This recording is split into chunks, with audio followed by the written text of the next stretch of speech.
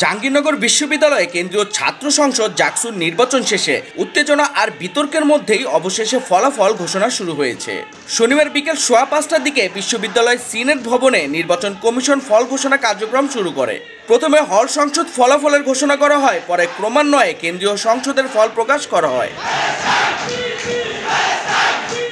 ইউএনবির সর্বশেষ তথ্য অনুযায়ী ভিপি পদে স্বতন্ত্র প্রার্থী আব্দুর রশিদ জিতু বিজয়ী হয়েছেন। জিএস পদে জয় পেয়েছেন ইসলামী ছাত্র শিবিরের সমর্থিত মাজহারুল ইসলাম। এজিএস পুরুষ পদে জয়ী হয়েছেন শিবিরের ফেরদৌস আল হাসান। আর এজিএস নারী পদে নির্বাচিত হয়েছেন শিবির সমর্থিত আয়েশা সিদ্দিকা মেঘলা।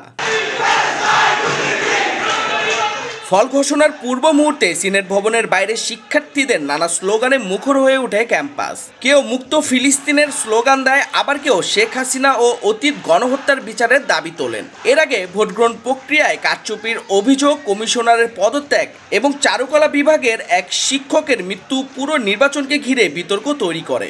ভোট গণনা নিয়ে একের পর এক নাটকীয় পরিস্থিতি তৈরি হলেও অবশেষে শনিবার বিকেলে ফলাফল প্রকাশ শুরু হয়।